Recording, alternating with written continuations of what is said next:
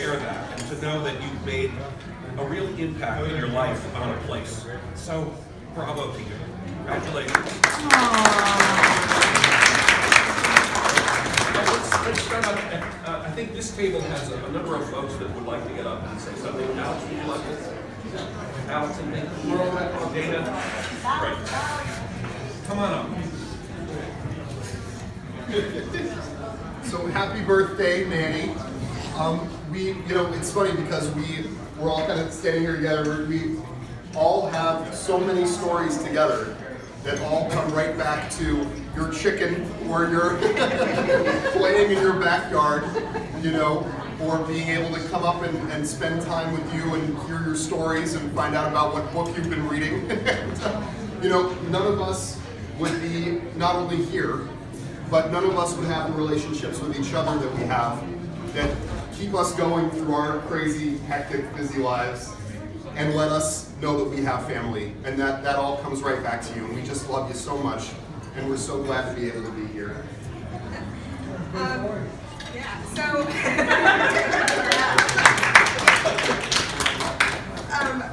you know how they say you turn into your mother? I think I've turned directly into my grandmother. It's a good person to turn into. So the thing that really sealed the deal for me on that is when Nanny met my fiance Jason, she gave him a big hug and proceeded to wipe her nose right on him. And I was like, oh my goodness, it's me! So thank you, Nanny. You're a wonderful person. So I remember a lot of really cool stories about, when I was younger, and, we've lived in California for a while, so when I see you and pop up, it's like it's really important for me to kind of squeeze in as much memory making, as much everything as I can. You guys are just really special to me. And I remember when I was younger, so Nanny really loves Italian food, Italian people, Italy. And I remember when we were younger, and I think I asked her, like, what nationality are we? Or I asked her something like that, and you told me that we were Italian royalty. And I, believed you. And it might as well be true. It might as well be true. Exactly.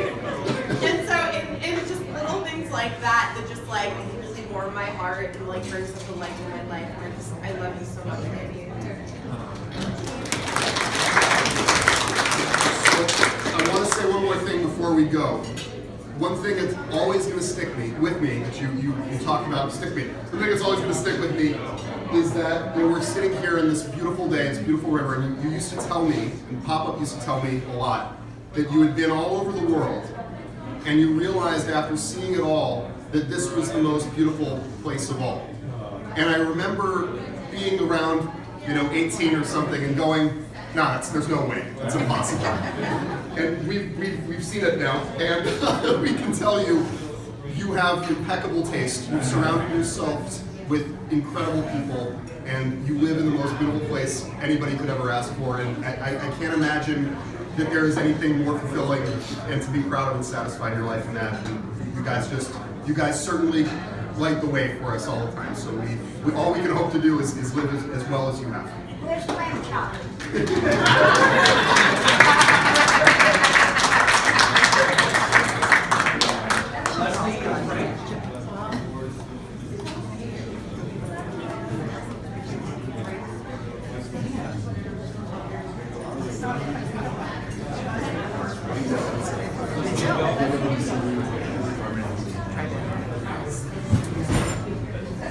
Irma, hi.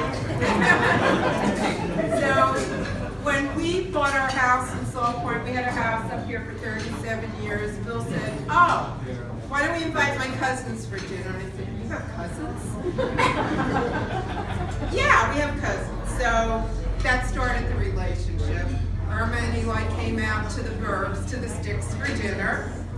And Roasted pig. what? Roasted pig. She came to our pig roast every year, to the pig roast, and then we would always go to their house for what? London broil.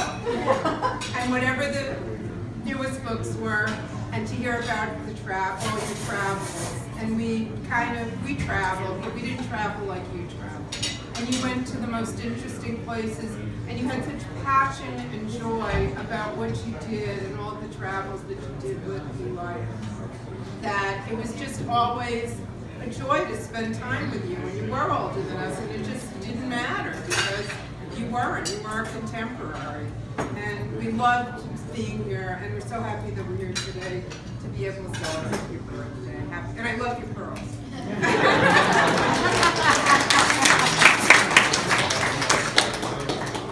Great waiter. Anybody else have anything that they would like to add? Great. I think that Eli and Irma and Sam went back with my dad many, many decades.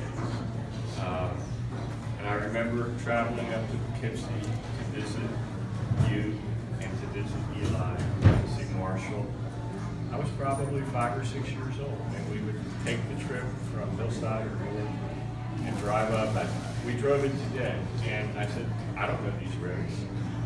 I haven't been here in probably 15 years. And it looked all different to me, but somewhat familiar. And I'm just glad that Glenda and I have had the opportunity to come today and share the time with both of you to celebrate your happiness with your family. I mean, it meant a lot to all of us. So thank you.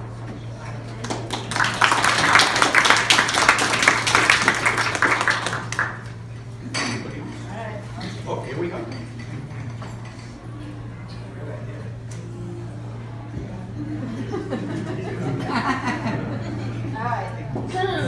Can't think of anything funny to say, but it's been one of my very best friends. Louder, okay. I can't speak that loud, but Irma has been one of my very best friends for a tremendous amount of years. She is a wonderful person. She's gotten me to travel to places I wouldn't think I would ever go to. And I still do going to places that I just, are completely out of the world.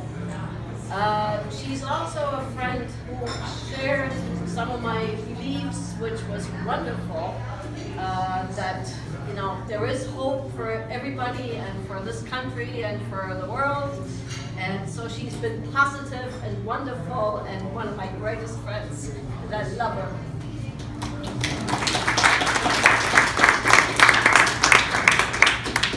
Before we bring Howie up, I want to make a couple of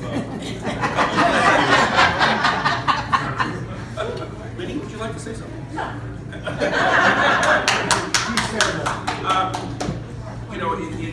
It takes a village to Raise you. that is such great care. Thank you to Lenny, who is doing a fantastic job of providing the care that and attention that I'm finding it hard to do living in California. So thank you so much for doing a great job and keeping Mom where she in the health that she can enjoy right now. So really much appreciated. And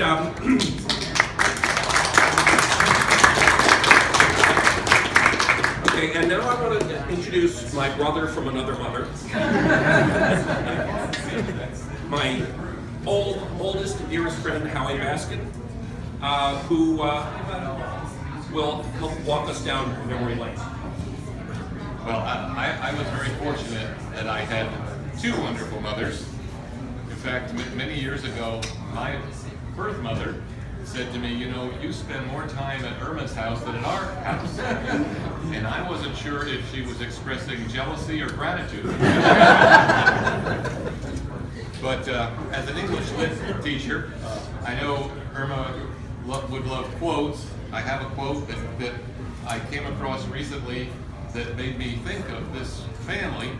It's not from English literature, but I thought it would give rise to a serious moment of contemplation among the festivities. It said, every family has one weird relative. If you don't know who that is, it's probably you.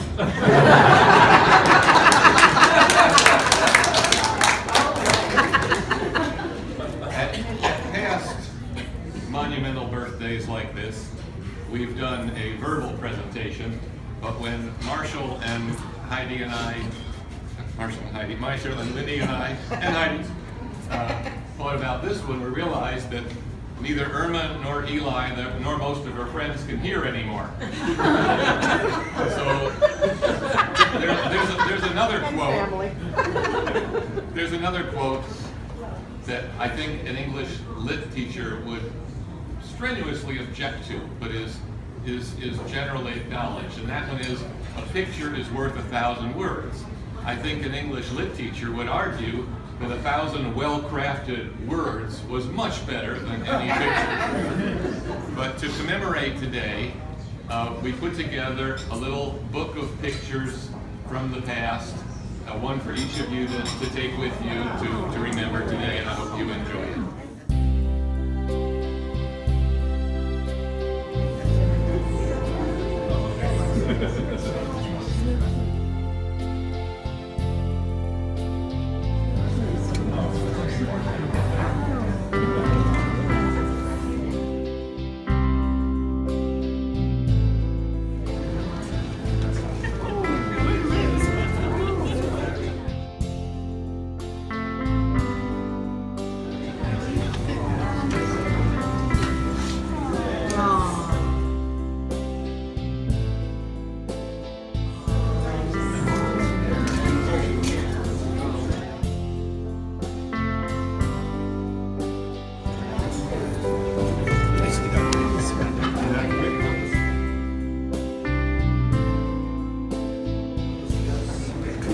This is beautiful.